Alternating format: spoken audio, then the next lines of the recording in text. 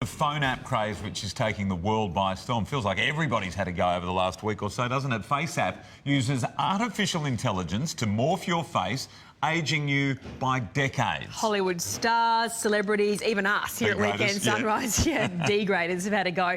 The sometimes scary glimpse into the future, that's very scary. It seems like a bit of fun, but there are now security fears over facial recognition security, with calls for the Russian-developed app to be investigated. And cybersecurity expert Brian Hay joins us now from Brisbane. Brian, there is now widespread panic about this application because of who controls the images we share. It must be admitted that I've already downloaded it before I realised it was Russian. Should we be worried? Well, I think any time there's going to be a sinister application of our identities, we should be worried, yes. And the questions that I have is that why do they need all that data? Why do they want the long-term and absolute proprietary rights over our photographs? What do they intend to do with it? And how can that be applied in the future? As a society, we're migrating away from password applications to get into access to our systems to more to biometric profiling and digital biometrics such as facial recognition software.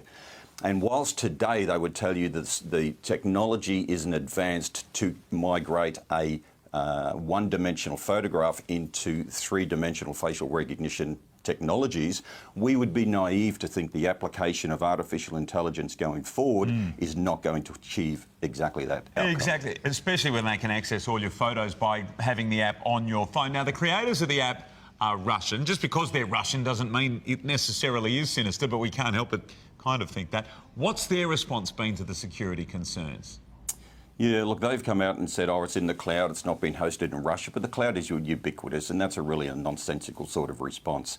I mean, this whole issue of your photographs, I mean, for me, I've got a face, I don't have a face like a peacock, I've got a head like a beaten favourite. If I want to see what old and ugly looks like, I can look in the mirror every day. Very self-deprecating this morning. But even with my ugly mug, I wouldn't want to surrender it to the other side of the world without having the answers to those questions. Yeah, fair enough. So to me, I've not seen any response that actually gives me any sense of assurance. And when it comes to the issue of trust, let's go have a look at Facebook, for example. We trusted that, what, because they're American and not Russian?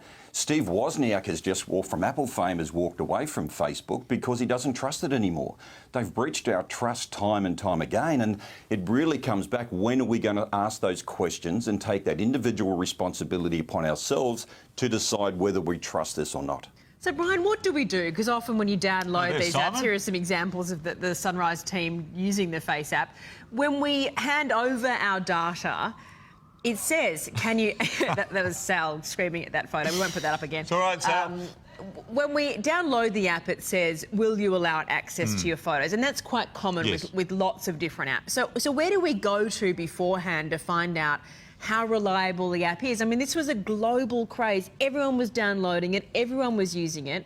So the potential for identity theft here is quite high. Oh, absolutely it is. And it's all the other data that they're acquiring at the same time. When they get access to your device and look at where you've been, there's case searches that you've made for other matters online. We know with the Googles and the Amazons and the Facebooks of the world are harvesting all that additional data. Whilst you think the data is just tied up with the photograph, it isn't.